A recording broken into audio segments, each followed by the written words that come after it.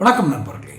தனக்கு பிடித்த ஒரு நடிகர், தனக்கு பிடித்த ஒரு அரசியல் தலைவருக்காக பாவ சிலுவையை சுமக்கும் ரசிகர்கள், தொண்டர்கள், இதை குறித்து தான் இந்த வீடியோ, இந்த பதிவு. யார் அந்த பாவ சிலுவையை தலைவருக்காக சுமக்கிறார்கள்? விஜய். அவருடைய கட்சி தொண்டர்கள், குறிப்பாக பெண் ரசிகைகள். அவர்களை பற்றி ஏதோ ஒரு தவறான ஒரு வார்த்தையை, ஒரு அடையாள குறியீடோடு பொன்ராஜ் என்ற ஒரு சமூக ஆர்வலர், செயற்பாட்டாளர் அப்படி வச்சுக்கோ, முன்னாள் ஜனாதிபதி ஐயா அப்துல் கலாமுடைய உதவியாளராக இருந்தவர், அவர் சொன்ன வார்த்தை, அவர் அந்த குறிப்பிட்ட கட்சியின் பெண் தொண்டர்களை குறித்து சொன்ன அடையாளப்படுத்தப்பட்ட குறியீடாக சொன்ன வார்த்தை தவறானது. அதை நாம் நியாயப்படுத்துறதுக்காக சொல்லலை. ஆனால் இங்கு விஜய் கவனிக்க வேண்டிய இன்னொரு முக்கியமான விஷயம் என்ன அப்படின்னா, எல்லாம் பொது வெளியில் இருக்கு. ஒரு ரசிகை கூறுகிறார், எனக்கு என் கணவனை விட விஜய் தான் ரொம்ப பிடிக்கும். ஒன்று. இன்னொரு பெண் கூறுகிறார், நான் அக்காவாக இருப்பேன், தங்கச்சியாக இருப்பேன், அதெல்லாம் பார்த்துருப்பீங்க, நான் பொட்டாட்டியாக கூட இருப்பேன் அப்படின்னு. இன்னொரு பெண் கூறுகிறார், நான் 26 வருடங்களாக அவரை காதலிக்கிறேன். உடனே அந்த கேள்வி கேட்ட நிருபர் கேட்குற, 26 வருஷமாக காதலிக்கிறீங்களா? ஆமாம், ஒரு ஆண் மட்டும் 26 வருஷமாக காதலித்து வேறு திருமணம் பண்ணக்கூடாதா? இதில் என்ன இருக்குது?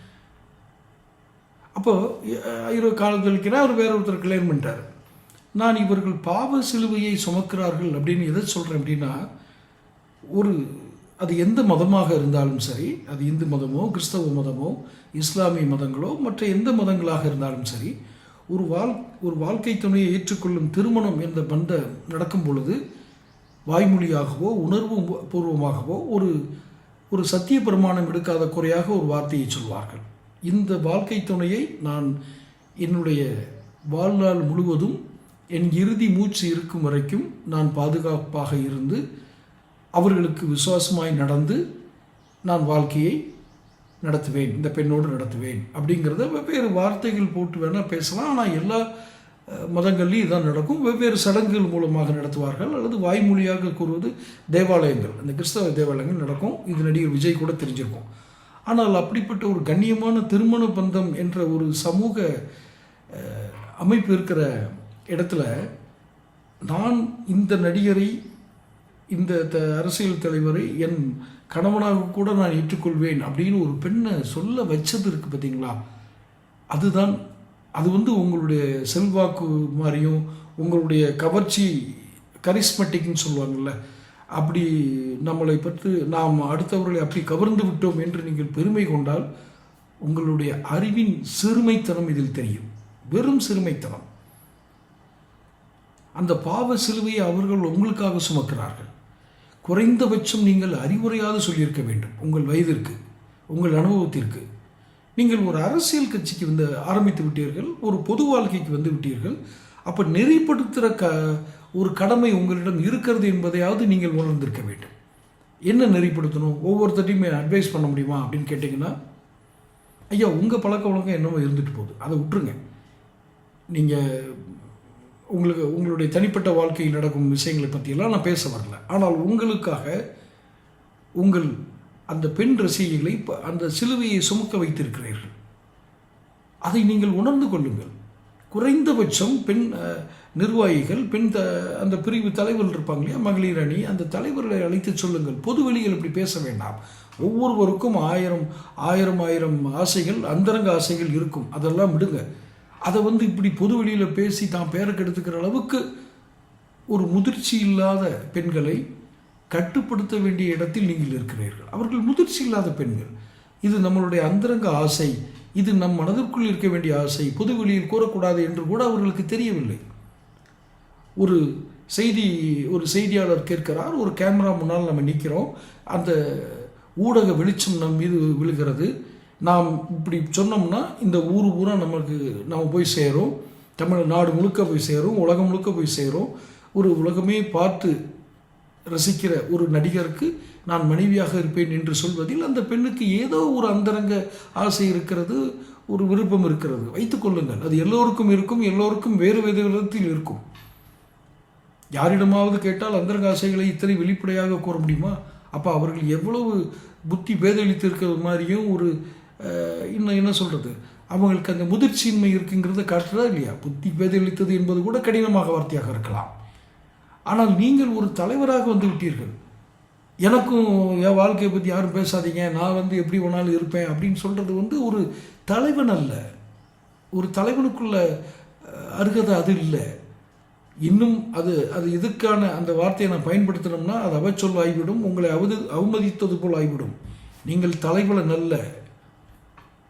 உங்களை சுற்றி ஒரு காக்கா கூட்டத்தை வைத்துக்கொண்டு உங்களிடம் பணம் பிடுங்குவதற்காக அவர்கள் ஏதோ ஆலோசனை சொல்கிறார்கள். அதில் நீங்கள் மயங்கி இருக்கிறீர்கள். பொதுவாகவே எழுத்தாளர் ஜெயமோகன் அவருடைய ஒரு கட்டுரையில் படித்திருக்கிறேன். அவர்கள் அந்த நடிகர்கள் ஏதோ ஒரு உலகத்தில் மிதந்து கொண்டிருப்பார்கள். பொய்யுரைகள், பொய்யான தோற்றங்கள், அந்த உண்மை இல்லாத யதார்த்தம் இல்லாத வாழ்க்கை என்று அவர்கள் பார்த்த உலகமே வேறு. இங்கு யதார்த்தமான உலகில் ஒரு பெண், அதுவும் உங்கள் ரசிகைகள் திருமணமானவரும் தன் கணவரை விட அதிகமாக பிடிக்கும் என்கிறார். திருமணமாகாத பெண்ணும் நான் பொண்டாட்டியே இருப்பேங்கிறாருங்க. இது எத்தனை பெரிய கலாச்சார சீரழிவு! இதெல்லாம் நீங்கள் முற்போக்கு கருத்துக்கள் என்று சொல்ல வருகிறீர்களா? எனக்கு அது தெரியல. அதற்கு நான் எப்படி காரணமாக முடியும்னு நீங்கள் சொல்லி தப்பிக்க முடியாது. தவறு நடக்கலாம். நீங்கள் திடீர்னு ஒரு இதுக்குள்ளே வந்திருக்கீங்க, அரசியலுக்குள்ளே வந்திருக்கீங்க. அந்த பெரு உணர்ச்சியில் அவங்க கூட அப்படி சொல்லியிருக்கலாம். அந்த நேரத்தில் அப்படி சொல்லியிருக்கலாம். பக்குவப்படுத்த வேண்டும் அப்படிங்கிற பொறுப்பு உங்களுக்கு தான் இருக்குது. அவங்களுக்கு அந்த இது இல்லாமல் கூட ஒரு உணர்ச்சி பட்டு சொல்லியிருக்கலாம். தவறுதலாக வார்த்தைகள் வந்திருக்கலாம். ஆனால் அவர்களை சீர்படுத்த வேண்டிய, செம்மைப்படுத்த வேண்டிய, அவர்களை வழிநடத்த வேண்டிய இடத்தில் இருக்கும் நீங்கள் என்ன செய்கிறீர்கள்? என்னுடைய வீடியோவில் கூட ஒரு பதிவு போட்டிருக்கேன். திருமணமாகாத ஒரு தோழியை உங்களுடன் பொதுவெளியில் அழைத்து சென்று அவருக்கு தர்ம சங்கடம் ஏற்படும் வகையில், அவருடைய நற்பெயர் கெடும் வகையில் ஒரு செய்தி பரவுகிறது என்றால், குறைந்தபட்சம் நாம் பொதுவெளியில் உங்கள் பெயரை கெடுக்கிற அளவுக்காவது நான் நடந்துக்கிறேங்கிற பொறுப்பு உங்களுக்கு இருக்குது. ஒரு ஆண் நீங்கள். அதான் உங்கள் ரசிகைகளே சொல்கிறாங்க, அவர் 10 வச்சுருப்பாரு, 20 வச்சுருப்பாரு, உங்களுக்கு என்ன வந்துச்சு அப்படின்னு உங்கள் ரசிகைகளே சொல்கிறாங்க. இப்போ உங்களோடு இணைத்து பேசப்படும் உங்கள் பெண் தோழி என்று நீங்கள் சொல்லுகிற அந்த நடிகைக்கு எத்தனை பெரிய நெருக்கடி பாருங்கள். இன்னொருவர் திருமணம் செய்கிறார். அந்த திருமணம் செய்பவர் பல்வேறு கருத்துக்களை எதிர்கொண்டு அவர் அதெல்லாம் பொருட்படுத்தாமல் ஒரு பெரும் மனப்பான்மையுடன் ஒரு நல்ல சிந்தனையோடு கூட அந்த தோழிக்கு கல்யாணம் நடக்கட்டும், அந்த நடிகைக்கு. ஆனால் நீங்கள் தொடர்ந்து அந்த பெண்ணுக்கு ஒரு அவப்பெயர் வட்டத்தை உண்டு செய்து கொண்டீர்கள் என்ற குறைந்தபட்ச ஒரு பிரக்ஜை உங்கள் மைண்டில் இருக்கா? அதையாவது தவிர்த்திருக்கலாமே. நீங்கள் திரும்ப செய்யும்போது இவர்களுக்கு ஒரு ஊக்கம் கிடைக்கிறது. யாருக்கு? உங்கள் ரசிகர்களுக்கு. அப்படி தான் இருப்பார், அவர் அப்படித்தான் இருப்பார், உங்களுக்கு என்ன வந்தது அப்படிங்கிற குரல் துணிதான் உங்கள் ரசிகர்களிடமிருந்து எதிரொலிக்கிறது. அது அத்தனை நல்ல ஆரோக்கியமான சமுதாயத்திற்கு இது அழகல்ல. அதனால்தான் சொல்கிறேன், உங்கள் ரசிகைகள், உங்கள் பெண் தொண்டர்கள் அவர்கள் தோளில் சுமக்கும் அந்த சிலுவையை, பாவச் சிலுவையை சற்று இறக்கி வைக்க உதவி செய்யுங்கள். உங்கள் அவப்பெயரை அவர்கள் சிலுவையாக சுமந்து செல்கிறார்கள். அவர்களுக்கு சற்று இளைப்பாறுதல் கொடுங்கள். நீங்கள் தேவாலயங்களில் கேட்டிருப்பீங்க, அவர்கள் தாங்கள் என்ன செய்கிறோம் என்பதை அறியாமலே செய்து கொண்டிருக்கிறார்கள். பொதுவெளிகளில் பலியாடு ஆக்கப்படுகிறார்கள். உயிரை கொடுத்தவர்கள் வேறு விஷயம். இவர்களெல்லாம் உங்களுக்காக தங்களுடைய மானத்தை கொடுக்கிறார்கள்.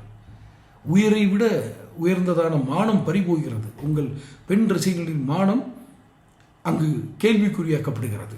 சமூகம், நான் ஆணாதிக்க சமூகம் அப்படின்லாம் சொல்ல வரல. சமூகத்துடைய பார்வை எப்படித்தான் இருக்கும்? அவரவர் அந்தரங்க வாழ்க்கைகளுக்குள், தனிப்பட்ட வாழ்க்கைக்குள் நீங்கள் செல்வதை விட்டு விடுங்கள். ஆனால் பொதுவெளியில் சொல்லும் பொழுது இப்படி சொன்னால் என்ன ஆகும் என்பதை கூட அறியாத ஒரு சிறு பிள்ளைகளாக இருக்கிறார்கள். சிலுவையை இறக்கி வைக்க உதவுங்கள் உங்கள் பெண் ரசிகைகளுக்கு. நீங்கள் டிஜிபியில் புகார் கொடுத்தது பத்தாது, இந்த வேலையை செய்யுங்க.